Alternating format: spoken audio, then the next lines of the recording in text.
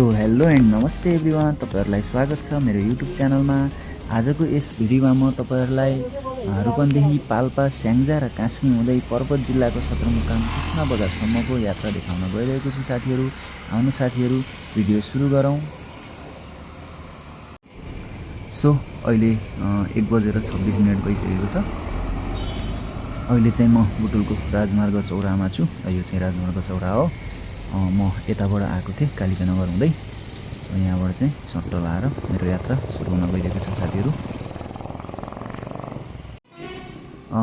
अहिले चाहिँ म गोल पार्कमा छु साथीहरु, बुटुलको गोल पार्क। यता चाहिँ हाम्रो लुम्बिनी केबल कार रहेको छ। यहाँबाट चाहिँ केबल कार चढ्ने ठाउँमा जान सकिन्छ र यो यतातिर बुटुल चौरा बस पार्क जाने चाहिँ यो साइड हो र गोल पार्क चाहिँ बुटोल सकिएर पाल्पा सुरु हुने अन्तिम चोक हो साथीहरु। सो साथीहरु, अहिले म यो पाल्पा सुरु हुने गेट भन्दा केही मिटर अगाडि छु। यो बाटो पहिला पुरै कच्ची थियो, यहाँ पुरै बाटोहरु भत्केर नाजुक थियो। अहिले चाहिँ बाटो कालोपत्रै भइसकेको रहेछ। राम्रो छ बाटो, गाडीहरु आइरहेको छ। यहाँबाट यो सिद्धबाबा सुरुङ मार्ग हो फ्रेन्ड्स। यहाँबाट चाहिँ यो केही वर्ष भइसक्यो है, सिद्धबाबा सुरुङ मार्ग निर्माणाधीन अवस्थामा रहेको केही वर्ष भइसकेको छ।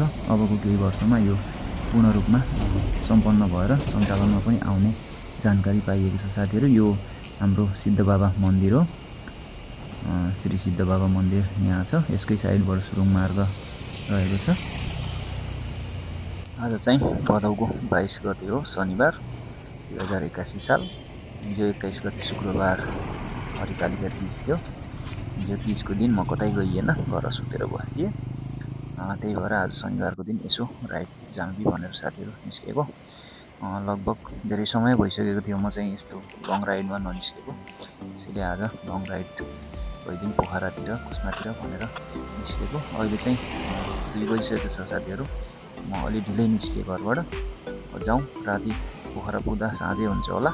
म चाहिँ बिल्कुल स्लो राइड हिँडेको छु साथीहरु। एक्लै बाइकमा यात्रामा हिँड्दैछु आज पोखरासम्मको। लेट्स गो साथीहरु। अहिले म पाल्पाको डुम्रे भन्ने ठाउँमा आइपुगेको छु। यहाँबाट चाहिँ गाउँको घर इको फार्म भन्ने यो नयाँ टिकटकमा पनि भाइरल भएको छ। यो ठाउँ इको फार्म भन्ने एउटा राम्रो रिसोर्ट जस्तो छ, यस्तो राम्रो छ। त्यहाँ चाहिँ आएर एकदम पिसफुल आनन्दले बसेर इन्जोय गरेर जान मिल्ने बबाल ठाउँ छ साथीहरु। यहाँ माथि बुटोलबाट करिब 1 घण्टा हिँडिसके पछाडि म अहिले यो तानसिन नगरपालिका 8 भालेवास पाल्पा भन्ने ठाउँमा आइपुगेको छु। यहाँ चाहिँ बेला बेलामा प्रदर्शनीहरू जस्तो टाइपको मेलाहरू पनि लाग्ने रहेछ साथीहरु। यहाँ बच्चाहरूलाई खेल्ने ठाउँहरू पनि छ, मन्दिर छ। यो चाहिँ पाल्पादेखि केही किलोमिटर मात्र तल छ।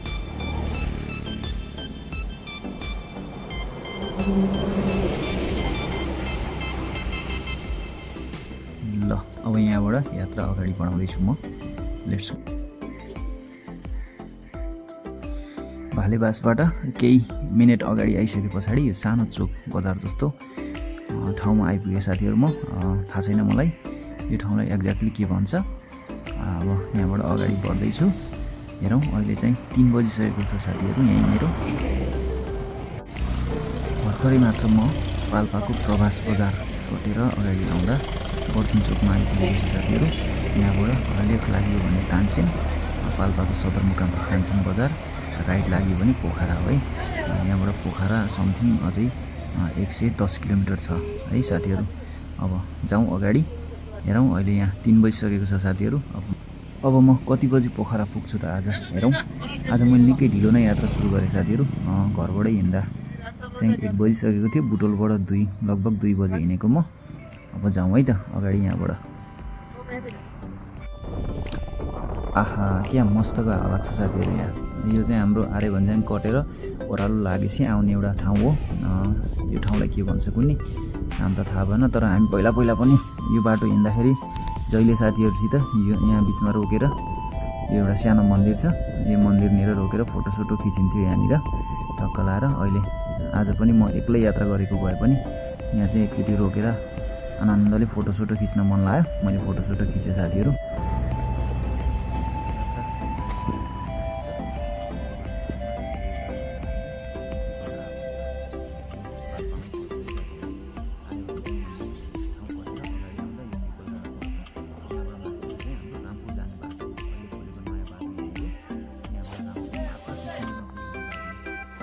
साथीहरू अहिले म रामदी पुलमा आइसकेको छु।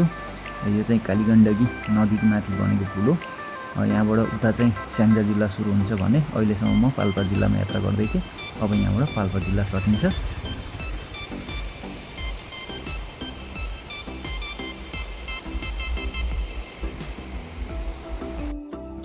साथीहरू रामदी पुल कटेर अगाडि आउँदा केही मिनटको यात्रापछि अहिले म यो 0 भन्ने ठाउँमा आएको छु। 0 किलोमिटर यहाँबाट यता मास्तिर लाग्यो भने हाम्रो मिर्मी जान सकिन्छ। मिर्मीमा चाहिँ हाम्रो कालीगण्डकी ड्याम पनि छ, त्यहाँ जलविद्युत आयोजना। अनि म यताबाट आएको साथीहरू। अब यताबाट सरर लाएर मेरो यात्रा पोखरातर्फ यतातिर अघि बढ्दैछ है। यहाँ चाहिँ फलफुलहरू, नास्ता पसलहरू टन्नै छ साथीहरू। सो साथीहरू अहिले म स्याङ्जाको गल्याङ बजारमा आइसकेको छु। यो चाहिँ रामदी पुल कटेर आउँदा चाहिँ एउटा पर्ने मेन बजारै हो गल्याङ पछि वालिङ बजार आउँछ। गल्याङ बजार चाहिँ ठिकै छ, व्यवस्थित छ, राम्रो छ। गल्याङ बजारबाट केही मिनट अगाडि आइसके पछाडि मैले चाहिँ यो स्केटिङ पार्क देखेँ साथीहरू। अहिले चाहिँ नेपालको विभिन्न ठाउँहरूमा स्केटिङ पार्कहरूले तल्का पिटिरहेछ साथीहरू। टिकटकमा स्केटिङ भिडियोहरू हालिदियो, पुरै भाइरल गराइदियो। ठाउँ स्केटिङहरू थुप्रै खुलेछ, हाम्रोतिर पनि दह्रो खुलेछ। स्केटिङ खेल्ने चलन बेसरी चलिरहेको छ साथीहरू अहिले नेपालमा। यात्रालाई अगाडि बढाउने क्रममा अहिले म साथीहरू गल्याङ र वालिङ बिचको यो सुन्दर ठाउँमा आइसकेको छु। यहाँ चाहिँ एकदम राम्रो दृश्यहरू देखिन्छ, निकै राम्रो हरियाली देखिन्छ। घाम पनि टलक्क लागेको छ, यस्तो दामी सिन। छ्याक्क यहाँ फोटोसोटो खिच्दा पनि बहुत राम्रो आउँछ साथीहरू। हामी पहिला यो बाटो हिँड्दा जहिले पनि यहाँ रोकेर फोटो खिच्ने, भिडियो बनाउने चाहिँ गरिन्थ्यो केटाहरूसित। साथीहरू अहिले म चिउरी भिर भन्ने ठाउँमा आइसकेको छु। यो चाहिँ भाइरल पुल हो, भाइरल झलुङ्गे पुल। धेरैले चाहिँ यहाँ आएर टिकटक भिडियोहरू, फोटोहरू खिचेर हालेर एकदम भाइरल भइरहेको थियो एकताका यो पुल पनि। अब म अगाडि बढ्छु यहाँबाट। लेट्स गो साथीहरू।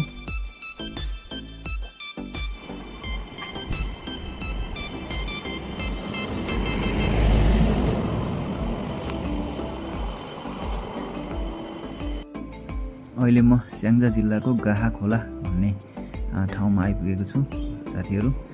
यहाँ चाहिँ म थोरै नास्ता गरेर अगाडि बढ्छु, किनकि यहाँको चाहिँ खिर एकदमै प्रख्यात छ भन्ने मैले सुनेको थिएँ, कता युट्युबमा देखेको थिएँ। त्यसैले म यहाँ खिर खाएर यात्रालाई अगाडि बढाउँछु। सडक चाहिँ यस्तो छ, यो मेरो बाइक हो। यता चाहिँ यो प्रख्यात खिर पाइने होटेलहरू हो साथीहरू। अटोहरू टन्नै रोकेको छ, सबैले यहाँ नास्ता खानलाई रोक्नु भएको रहेछ। म पनि यहीँ खिर खाएर यात्रालाई अगाडि बढाउँछु।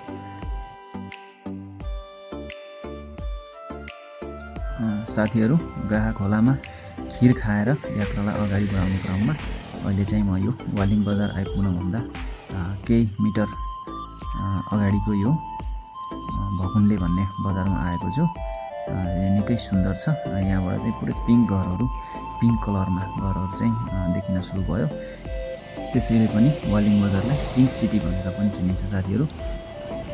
यो वालिङ बजार हो, स्याङ्जा जिल्लाकै एक सुन्दर र व्यवस्थित बजार भनेर पनि चिनिन्छ वालिङ बजारलाई।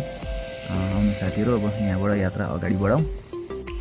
वालिङ बजारबाट केही अगाडि आएपछि यो मिर्दी बजार पर्छ साथीहरू। यहाँबाट चाहिँ म पोखरातर्फ अगाडि बढ्छु।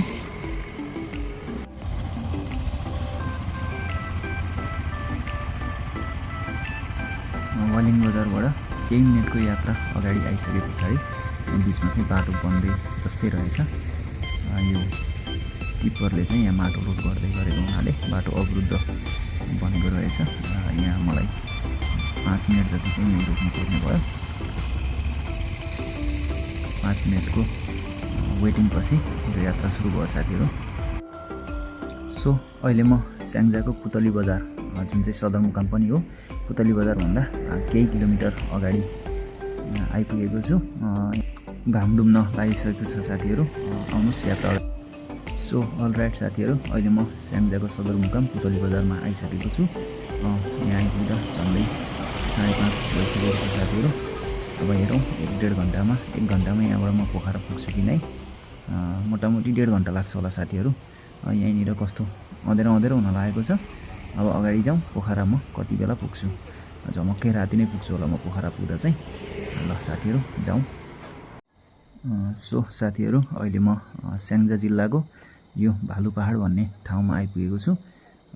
यहाँ चाहिँ माथि टपमा एउटा भ्यू पोइन्ट जस्तो छ, त्यहाँबाट चाहिँ पुरै वरिपरिको दृश्यहरू हेर्न सकिन्छ। यहाँबाट उता पुरै तल डाँडाहरू देखिन्छ।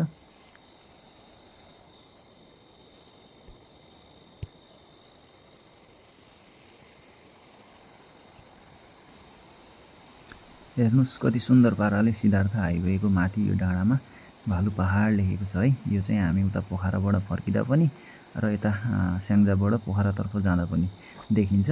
मान्छेहरूले चाहिँ यहाँ आएर फोटो खिच्ने गरेका छन्। पछाडि ब्याकग्राउन्डमा भालु पहाड लेखेको देखाएर फोटो खिच्ने चलन रहेको छ साथीहरू। मैले पनि यहाँ फोटोसोटो खिचेँ। त्यस पछाडि यता पुरै दृश्यहरू हेरेँ। यो चाहिँ कालीगण्डकी नदी हो। दृश्यहरू हेरेर मेरो यात्रा फेरि पुनः यहाँबाट सुरु गरेको छु साथीहरू। आउनुहोस् अब हामी पोखरातर्फ अघि बढौँ। अब यहाँबाट अब केही मिनटमा सायद मानौँ 1 घन्टामा हामी यहाँबाट पोखरा पुगिन्छ होला साथीहरू। Let's go.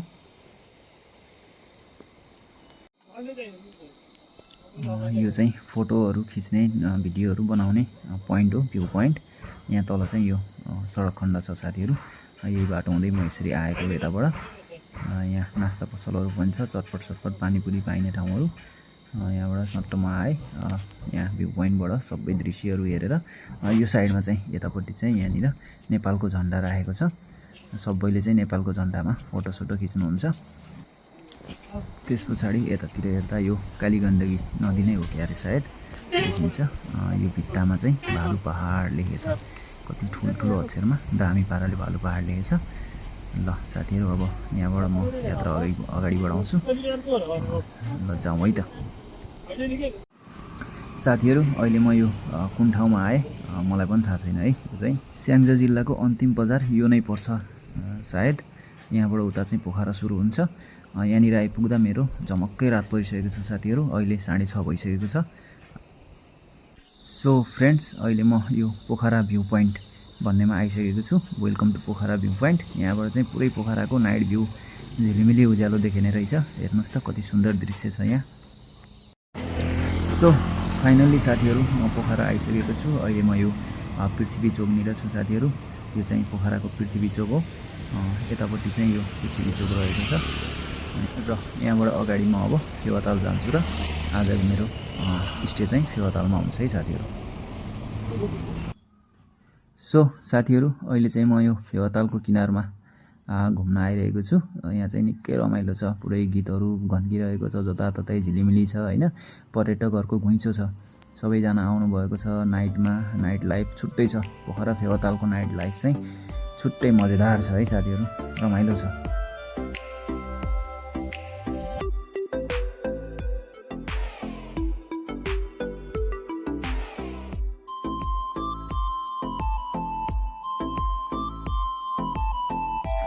सबैजना आफ्नो फ्यामिली कपल फ्रेन्डसँग घुम्न आउनुभएको छ। हेर्नु यसरी ग्रुप बनाएर हिँडिराख्नु भएको छ। तर के गर्ने, म चाहिँ एक्लै आएको है साथीहरू। म चाहिँ यहाँको सुन्दर दृश्यहरू सबैको पाराहरू हेर्दै हिँडिरहेको छु। रमाइलो छ पोखरा फेवाताल, एकदम रमाइलो। Best place to hang out. Pokhara एकदम राम्रो बेस्ट प्लेस हो है घुम्नको लागि।